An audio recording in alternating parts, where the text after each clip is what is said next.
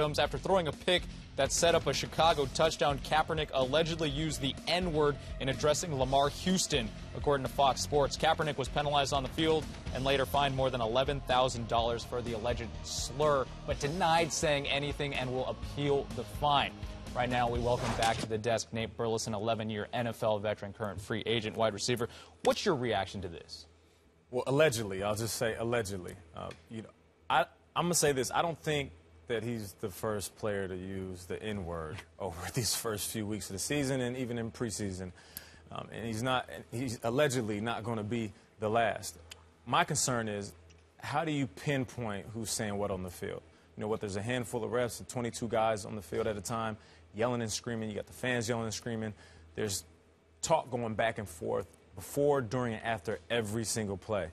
Unless you have this guy mic'd up in HD, I don't see how you can say that he was individual. And they even said that, obviously, he denied it, and who he was talking to said that that word wasn't said. So for me, it's just alarming and concerning that they're going to pick out Kaepernick. Maybe I'm partial because he's a UNR guy. I'm a UNR guy, and I'm a big fan. And he got a lot of flack for his tattoos, and he's changing the mode of what NFL quarterback looks like. So I hope that they don't have this wrong in the sense that they're just taking a black quarterback who maybe they thought said it, and they're fining him. $11,000 is hefty. I got in a fight early in my career, and I only got fined $7,500. So this is a tricky fine and a tricky rule that they kind of implemented, because I feel like 100% of the time, this is going to get appealed by players. There's no guy that's going to say, oh, okay, well, you got me. You caught me. And you know, because there's so much going on in between those lines, and it's just hard. It's hard to get an individual for saying something like this. Stephen A.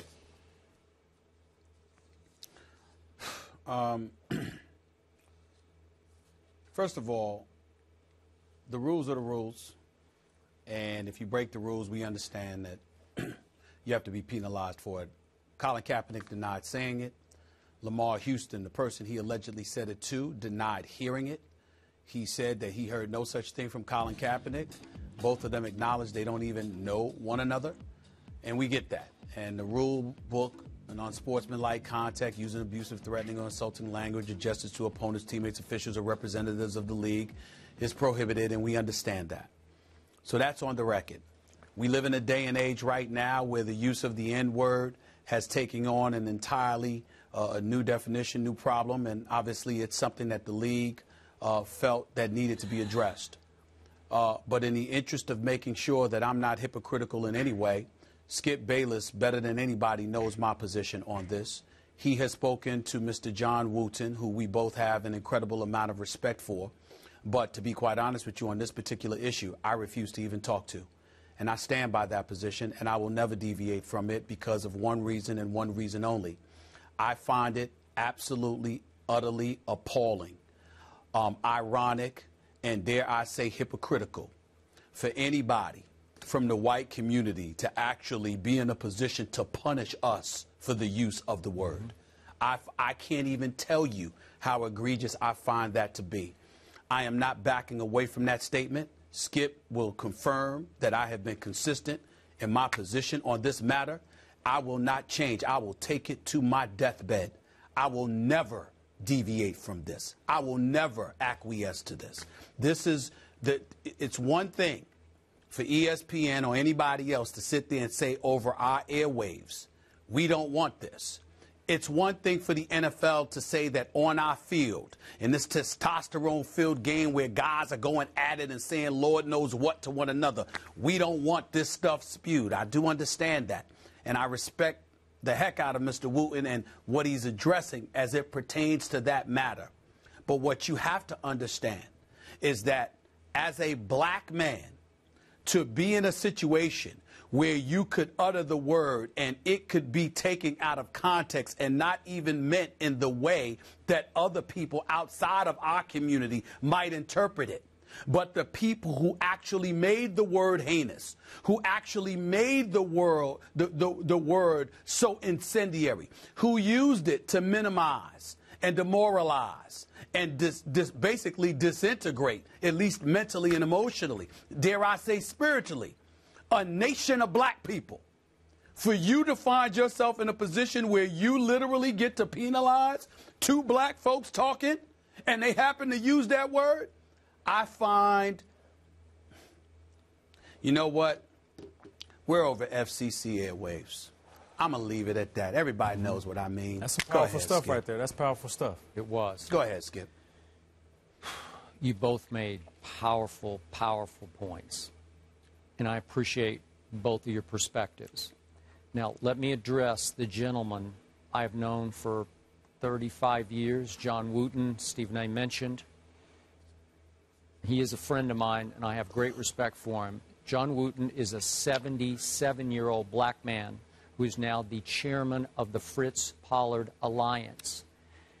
I believe he was the driving force behind getting this legislation passed in the National Football League, because I've had many discussions with John about an N-word that he does not differentiate, and he is old school. So we're having, this is actually a culture clash within the black community here, old school, new school, because John does not differentiate between the use of the word ending in the hard ER and the N-word ending in A.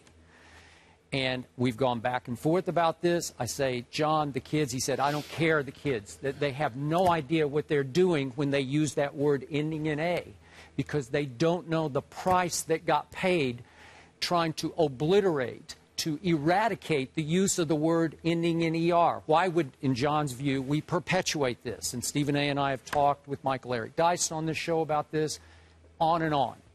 But it comes down to the fact that John wants this penalized. And by golly, it's on the rule book now. This is a violation. This is a 15-yard unsportsmanlike conduct. But it is going to be tumultuous to start throwing flags on this because, as you point out, this wasn't the first use of this word this year or in preseason or in the first few regular season games. And I must admit, because it was reported, and I'm going to throw this out there, Stephen A., it was reported that a white referee threw the flag on Kaepernick as he trash-talked with Lamar Houston. That's why I said what I said. And it made me said. very uncomfortable. As a white man, it made me uncomfortable because I'm thinking, gee, is that right? Is that his call? Is that should? And again, you have to empower all the referees, black or white, to throw the flag. Yeah. And you can't say, well, only the black referees can throw the flag, because that's not going to work. If you're really going to police the use of this word, you have to let all the officials have the right to throw the flag. Am I right? Yeah, you're right. Even though it's not. Yes. It's the spirit of the rule is not right. That's just me as a white man. It makes me highly uncomfortable that a white man would be able to throw a flag on that, because I'm sure Colin Kaepernick is going to say, man, I don't know about that. Right. Does he really, does he have that right? Does he understand? Yes. Does he get it? Skip. Yes. Skip, Nate, may I interject? Skip Bayless, you just crystallized my point. You are a 62-year-old white dude from Oklahoma City, and I don't care what anybody says about Skip Bayless, Nate Burleson. Let me tell you something right now. This is one of the most fair-minded white dudes I've ever encountered in my life. His sensitivity towards issues that affect our community. I've known the man sitting next to you for 17 years. It's the only reason I do this show, because I know him. Because Skip knows I got a lot of other things I could be doing than sitting up here every morning with him. But because it's him, which is why I do this show, because of his level of sensitivity and how conscientious he is. That's why I love him. But let me be clear. The fact that you, Skip, feel so uncomfortable with the flag that was thrown against Colin Kaepernick, which led to the $11,000 fine, is exactly my point. And it is exactly my problem with Mr. Wooten. There is no doubt that this man has put in his work, more work than I could ever hope to. You know how much I respect and revere my elders. I was raised correctly. My mama taught me how to respect my elders. I am in no way trying to disrespect the great John Wooten, the conscientious John Wooten, and the tireless work that he's put forth on a multitude of causes. I applaud this man. I respect him. My issue is that with a lot of old school guys like himself, they're set in their ways, and that's fine. But they got a problem when you're set in your ways, but you differ from them, especially when you're younger. They just dismiss what you have to say as if it has no context. And I disagree with that. Because if you spent time educating a nation of youth younger than you, which John Wooten to some degree has done, then you have to respect the fact that there's a level of intellect that we bring to the table too. And maybe, just maybe, we should be listened to and we should be heard. And I'm saying that in this NFL culture, you got PDs, HGH, weed, and all of this other stuff going on in this league. You've got all of these problems. And here you are, knowing what a battle it is, what environment John Wooten was a part of, Skip, that facilitated individuals feeling the need to take what you call the most heinous word in the American lexicon and finding a way to twist it. I don't differentiate between the ER and the A. Most black folks might not either. But what we have that he doesn't appear to have is a level of sensitivity to the environment in which they were raised, what they were accustomed to, what ultimately became habit, and how you have to fight through that on an everyday basis.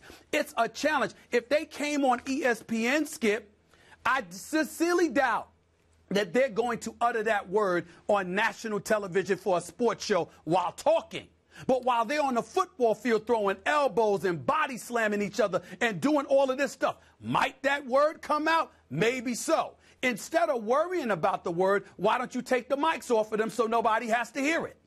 How come you can't do that? But they don't want to do that because that would interfere with what the league is doing to appeal to the masses, because we want to hear the players banging their bodies and spewing their rhetoric and going all out. So you want to do it for your benefit financially off of these players, while at the same time victimizing them, because in the heat of battle they might utter a word they shouldn't utter, and then on top of it all you're going to get a white referee to penalize them for doing it too. I understand that he has to do it because all the referees have to have that power. Your point is made, Skip, but think about that.